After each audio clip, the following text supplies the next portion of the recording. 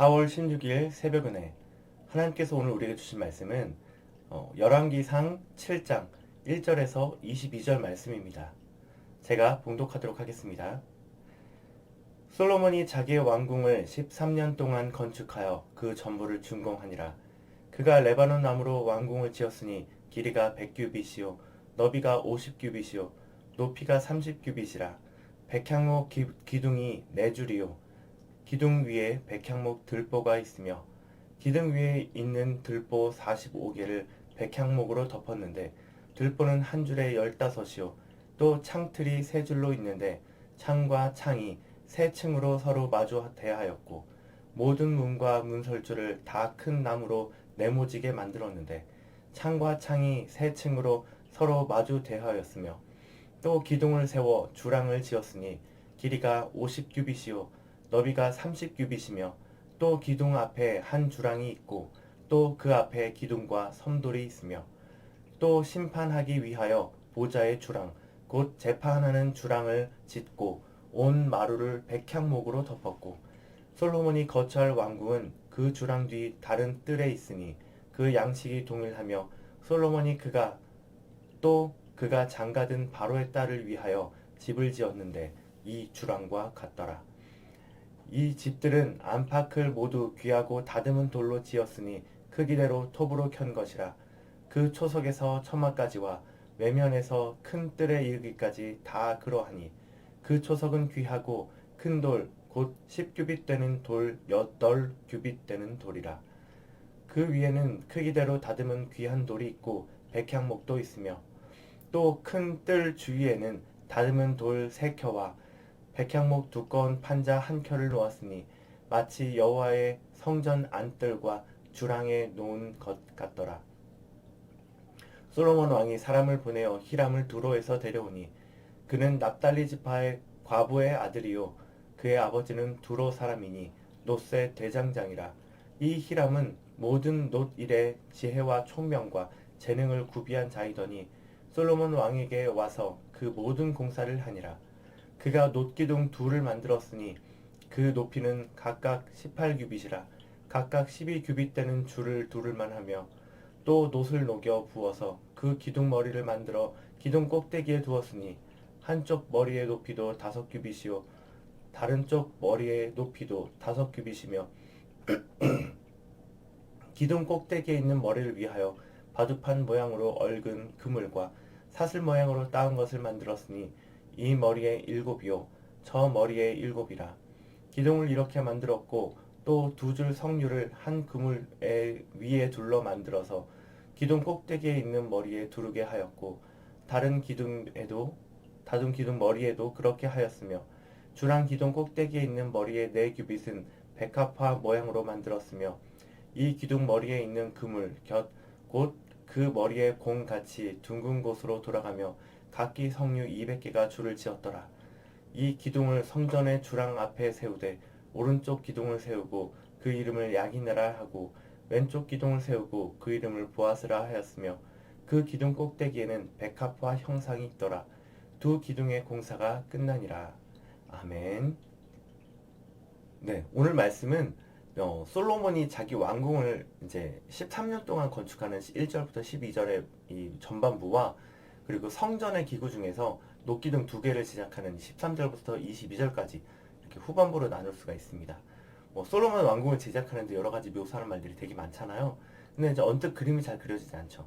근데 다른 사람들이 그려놓은 것들이 있는데 이걸 한번 보도록 하겠습니다.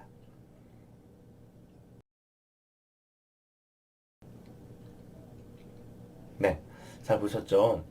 자, 솔로몬은 이제 성전 공사가 7년을 걸렸어요. 그리고 왕궁을 건축하는 데는 13년이 걸렸다고 얘기합니다. 자기 왕궁을 만드는데 더 많은 신경을 썼구나 라고 이렇게 생각할 수도 있는데요. 많은 성경학자들은 그렇지 않다고 얘기해요. 자, 왜냐하면 성전은 다윗이 이제 평생을 들여서 이미 지을 재료들을 준비해 놨잖아요. 그것들을 가져다가 만드니까 좀 더 시간을 단축할 수 있었어요. 근데 이제 솔로몬이 만약 자기 왕궁을 짓는 거에 더 신경을 썼다고 한다면 성전을 짓는 재료들을 조금 가져다 써도 됐을 거 아니에요? 전혀 이제 그렇지 않았다는 것이 이 시간이 더 많이 걸린 것으로 좀 더 나올 수가 있겠죠. 증명될 수 있겠죠. 근데 그렇다고 해서 막 날림으로 아무 재료나 갖다 쓰지 않고요. 여전히 좋은 재료로 이 솔로몬의 왕궁을 지었습니다. 그러니까 더 시간이 많이 들었겠죠. 그래서 근데 이제 이스라엘 백성들의 피로감도 아마도 장난이 아니었을 거예요. 무려 20년 동안 공사를 한 거잖아요. 대규모 토목공사, 건축공사를요. 더군다나 여기는 평지도 아니에요. 고지대입니다. 예루살렘은요, 이제 해발 760m 정도에 위치하고 있는 도시예요. 그래서 외국에서 들여오는 재료들, 이것들을 고지대로 운반하려면 수많은 백성들의 희생과 노력이 있어야만 가능한 일이었습니다. 그러니까 더 오래 걸릴 수밖에 없었겠죠. 그런 노력을 들여서 솔로몬은 자기 왕궁을 건설을 했습니다. 이 왕궁의 완성과 더불어 하나님께서 오늘 우리에게 주신 말씀은 교훈은 무엇일까요? 첫 번째는 내 마음의 왕궁을 무사히 지어가자입니다. 자, 솔로몬이 왕궁을 짓는 것은 이 성전을 짓는 것과는 좀 다르긴 한데요. 이것은 다윗이 손에 이제 닿지 않는, 다윗이 뭔가 만들어 놓고 하지 않는 이제 본인만이 이제 시작한 일이었잖아요. 이 왕궁은 하나님 앞에 솔로몬이 지어가는 인생과도 같았을 거라고 생각해요. 사진에서도 보셨겠지만 솔로몬 왕궁은 성전과 따로 떨어져 있지 않거든요. 하나님과 더불어 자기의 인생을 만들어가는 그런 한 세트로 우리가 생각할 수 있는 거죠. 솔로몬이 중요한 무언가를 할 때마다 근데 이제 나타나는 사람이 있습니다. 자, 바로 8절을 보시면요. 제가 다시 한번 읽을게요. 솔로몬이 거처할 왕궁은 그 주랑 뒤 다른 뜰에 있으니 그 양식이 독이라며 솔로몬이 또 그가 장가든 바로의 딸을 위하여 집을 지었는데 이 주랑과 같더라. 솔로몬이 3장에서 지혜를 받을 때도 바로의 딸과 이제 결혼했다라는 말이 나오잖아요. 또 왕궁을 건축하는데도 오늘 이 바로의 딸이 나옵니다. 이 바로의 딸은요, 이후에도 또 나와요.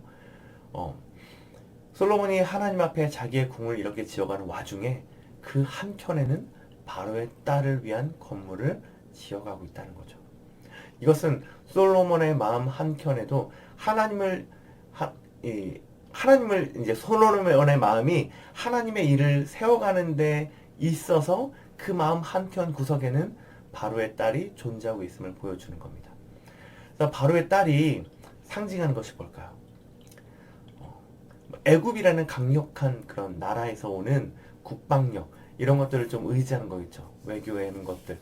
이후에 바로의 딸이 한 번 더 나온다고 했잖아요. 애굽이 어떤 곳에 전쟁을 일으키고 그 땅을 뺏었는데 이제 바로의 딸에게 선물로 그 땅을 준다고 얘기를 합니다. 지금 애굽이 강력한 나라인지를 알 수 있는 대목이죠. 애굽은 대대로 강력한 나라였습니다.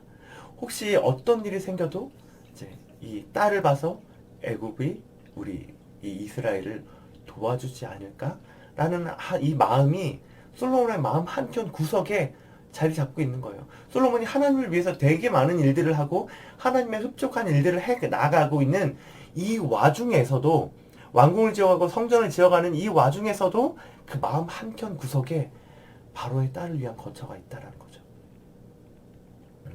우리의 삶도 마찬가지 아닐까요? 우리의 삶이 하나님 앞에 세워져가는 이 건축에 비교를 한다면 우리도 하나님을 위해서 이런 집도 짓고 주랑도 짓고 이런 것처럼 주랑은 이제 기둥이 있고 이제 지붕이 있는 벽이 없는 현관문 앞에 있는 그 실내 공간을 얘기합니다. 이 솔로몬처럼 우리의 마음 한켠에 하나님이 아닌 다른 것을 위한 공간이 없느냐 지금 이 말입니다. 이것은 우리가 의지하는 것일 수 있습니다. 우리가 살면서 의지하고 있는 내가 지금 살고 있는 우리 집이 될 수도 있겠고 내 통장에 있는 돈이 될 수도 있겠고 주식이 될 수도 있겠고 혹은 잘 자라고 있는 우리 자녀들이 될 수도 있겠죠. 혹시 무너질 것 같은 인생의 위기 속에서 혹시 내게 이것들이 도움이 되진 않을까? 앞으로 이게 나의 보험이 되진 않을까? 연금 같은 거. 솔로몬의 인생이 내리막을 가기 시작한 것도요, 바로 이 바로의 딸을 비롯한 수많은 왕비들, 그들이 섬기고 있는 신을요, 섬기는 것을 금하지 않았어요. 제지하지 않았어요. 그래서 그 신들을 계속 섬겼고 솔로몬이 그들과 함께 그 여자들과 함께 그 나라의 신들을 각각 섬기게 됩니다. 지금 솔로몬은 굉장히 하나님을 위해서 열심히 많은 일들을 하고 있거든요. 그래서 그 솔로몬의 마음 한켠이 드러나지 않죠. 와, 대단하다. 솔로몬 진짜 하나님의 위대한 왕이야. 라고 많은 사람들이 생각하고 있는 그 가운데 솔로몬의 그 한켠에는 바로의 딸이 존재하고 있는 거죠. 우리도 마찬가지입니다. 우리도 하나님 앞에 살아간다고 하잖아요. 근데 우리의 마음의 한켠에 무엇이 있는지는 드러나지 않죠. 그래서 우리를 각자를 보면서 참 대단한 사람이다 라고 누군가는 얘기할지도 몰라요. 그것에 취해서 나도 내가 하나님의 사람인 것처럼 나 스스로를 생각하고 있을지도 모르겠어요. 그런데 우리의 마음 한켠에 정말 이런 내가 하나님이 아닌 다른 것을 의지하고 있는 것이 있지는 않나 이 말인 거죠. 그래도 최소한 지금 이 새벽 은혜의 말씀을 보시면서 하루를 주님을 위해서 살아가려고 하시는 우리 성도님들은 지금 이 솔로몬처럼 정말 위대하게 살아가려고 노력하고 계시는 거 아닙니까? 그렇지만 그런 가운데에도 여전히 우리 마음속에 내가 하나님이 아닌 것을 의지하고 있는지 않는지, 바로의 딸이 우리 마음속에도 있지는 않는지 한번 생각해 보면 좋겠습니다. 그래서 드러나지 않지만 하나님이 지적해 주시는 내 마음속에 있는 의지할 대상을 하나님 앞에 내어드렸으면 좋겠습니다. 주님, 이것이 없어도 내가 살아갈 수가 있습니다. 하나님, 당신께서 나의 삶을 붙잡으시고 인도하셔서 지금 내게 비록 어려움이 있지만 이것이 합력하여 선을 이루실 것을 압니다. 주님, 이것들을 배제하는 것이 가장 제일 좋은 방법이겠지만 지금 있는 집을 팔라는 말은 아니잖아요. 지금 있는 주식들을 다 팔라는 거 아니잖아요. 다만 우리의 마음이 성령 충만하여져서 우리의 시선이 하나님을 바라봤으면 좋겠습니다. 인생의 위기가 오더라도 집이 아니라 물질이 아니라 다른 누군가의 도움이 아니라 하나님을 의지하는 우리가 되었으면 좋겠습니다. 아멘. 그것이 우리의 인생의 왕궁을 건축하는 가장 좋은 방법이라고 믿습니다. 자, 하나님께서 우리에게 주시는 두 번째 말씀은요. 하나님에게 능력이 있다. 그가 세우실 것이다. 입니다. 자, 이 말씀은 후반부에 완성한 두 기둥의 이름을 해석한 것입니다. 먼저 기둥 사진을 먼저 보여드릴게요.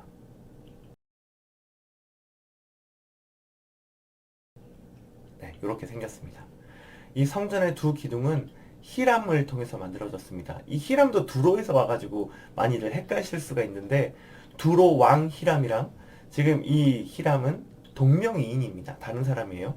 노수로 기둥을 만들었는데 22절에 두 기둥의 공사가 끝나니라 하는 것을 보면요. 13절부터 22절까지 다 노기둥을 만들었다는 사실을 알 수 있습니다. 그럼 그 이름의 뜻이 21절에 나왔는데요. 그거 보시면 21절에 이름이 나왔는데 그 뜻을 보도록 하겠습니다. 야긴의 뜻은요. 그가 세우실 것이다 이고요. 보아스의 뜻은요. 그에게 능력이 있다 입니다. 그래서 이것을 하면 하나님에게 능력이 있다. 하나님이 그것을 세우실 것이다 라고 하는 겁니다.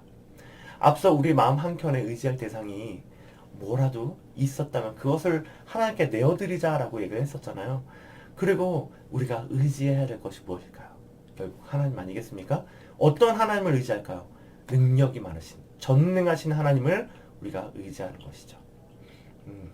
하나님은 우리의 인생을 세워가실 마땅한 능력이 있으시기 때문입니다. 그가 그 능력으로 우리의 인생을 세워가실 것이기 때문입니다. 그래서 오늘 성전의 두 기둥은요, 우리가 그 성전 앞에 선다면 성전을 바라볼 때 가장 높게 세워진 기둥입니다. 입구에 세워졌거든요.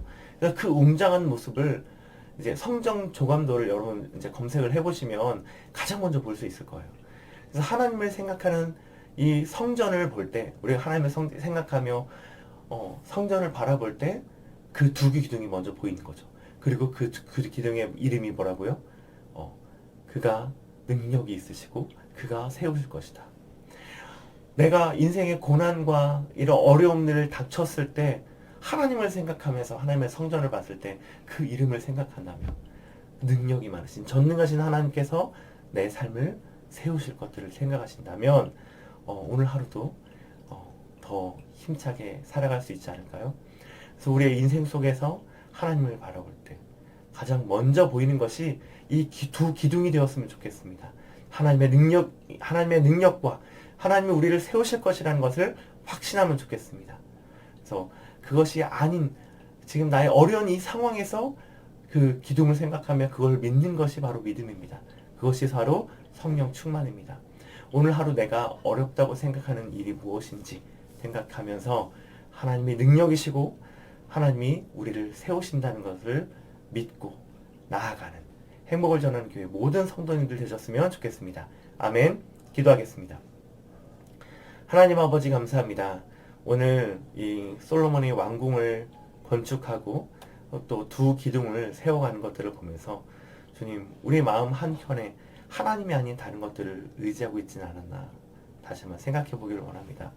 우리의 삶이 저 사람은 정말 솔로몬처럼 하나님을 정말 잘 섬기고 있는 사람이야 라고 다른 사람들한테 평가를 들을지라도 내 그 마음 한켠에는 여전히 주님이 아닌 것을 또 놓아두고 있지는 않는지 다시 한번 생각해보며 내가 생각하는 하나님이 아닌 다른 의지할 것들 모든 것들을 하나님께 내어드립니다. 주님, 내가 주님을 바라봅니다. 함께 해주세요. 그리고 또 주님, 보아스와 야긴 이 두 기둥의 이름을 생각하면서 내 인생의 위기 속에서 전능하신 하나님을 바라보고 나를 세우시는 하나님을 바라보며 믿음으로 더 주님을 의지할 수 있도록 도와주시옵소서. 예수님의 이름으로 기도합니다. 아멘.